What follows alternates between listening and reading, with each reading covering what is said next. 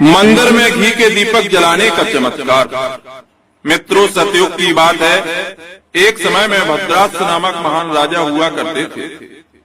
भद्रास इतने शक्तिशाली राजा थे कि उनके नाम पर भद्रास वर्ष पड़ा। एक बार उनके राज्य में अगस्त मुनि पहुंचे और वे राजमहल में भी पधारे।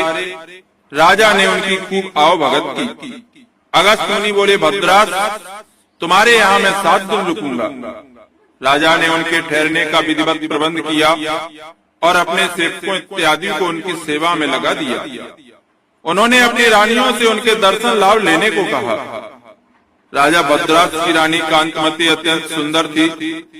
कहते हैं उसके चेहरे की चमक 12 सूर्यों के समान चौंधिया देने वाली थी। रानी कांतमती के अलावा राजा के रनवास में 50,000 अन्य रानियां भी थीं, पर कांतिमती की कोई बराबरी नहीं थी। पहले ही दिन रानी कांतमती मुनि अगस्त के दर्शन के लिए आई। अगस्त मुनि ने कांतमती को देखा तो देखते रह गए। उन्होंने कहा, राजा, तू बड़ा ही भाग्यवान है, तू धन्य है।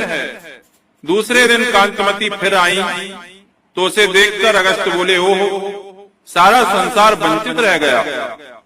तीसरे दिन कहा, ये लोग तो उस गोविंद की माया को भी नहीं जानते जिसने एक दिन की प्रसन्नता में इन्हें क्या कुछ नहीं दिया।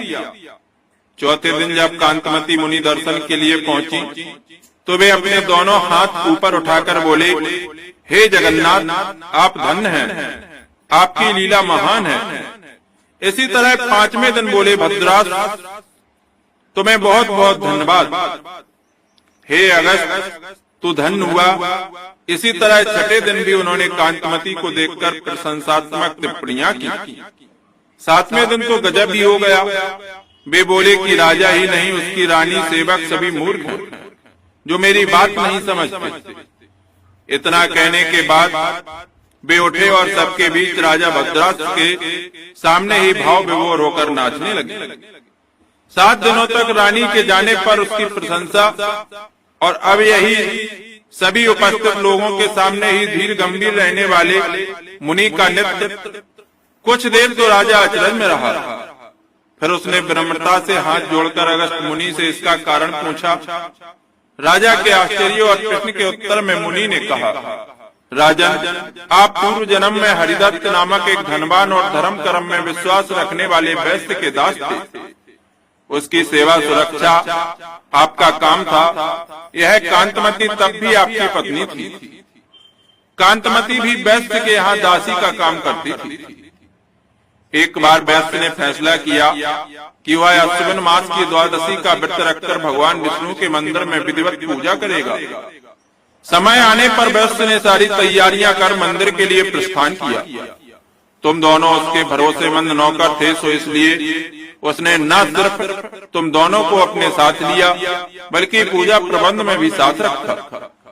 जब पूजा संपन्न हुई और शाम को वैश्य घर लौटने लगा तो उसने तुम दोनों को जिम्मेदारी दी कि तुम लोग भगवान विष्णु के आगे दीपक जलाना, दीपक बुझने ना पाए।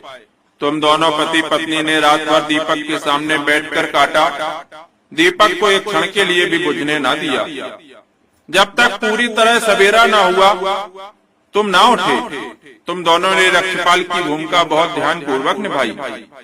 बहुत काल बाद उम्र पूरी होने पर तुम दोनों थोड़े से अंतराल पर मृत्यु को प्राप्त हुए। राजा, तुम तो महान राजा प्रियव्रत के वहां पैदा हुए, राजकुमार बने, और उस जन्म में दासी रही है कांतमती भी उस पुण्य के प्रताप से आज तुम्हारी रानी है। वह दीपक तो वैश्य का था, उसके यत्न और धन से जला था।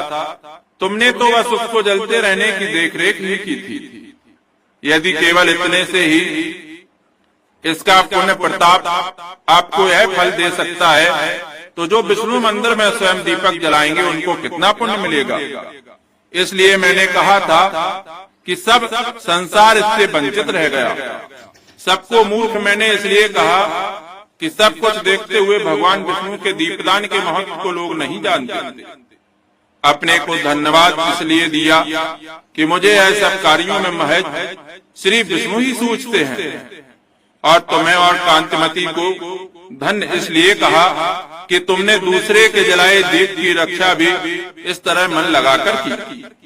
राजा भद्रास अगस्त का उत्तर सुनकर के संतुष्ट हुए और उन्होंने अगस्त मुनि का धन्यवाद देते हुए कहा, मुनिवर कुछ दिन और रुकें और हमें उपदेश देकर जाएं। अगस्त मुनि ने भद्रास को शीघ्र ही योग्य पुत्र का पिता बनने का आशीर्वाद दिया और कहा कि कार्तिक पूर्णिमा के अवसर पर मुझे पुष्कर में उपस्थित होना है, इसलिए अब मैं वहां के लिए प्रस्थान करूंगा। विशेष दीपदान का महत्व हर युग में रहा है। हमारे विचार से पीपल के पेड़ के पास दीपक जलाने का महत्व भी उतना ही है जितना भगवान विष्णु के मंदिर में दीपदान का महत्व है। माता लक्ष्मी भी इस दीपदान से प्रसन्न होती हैं।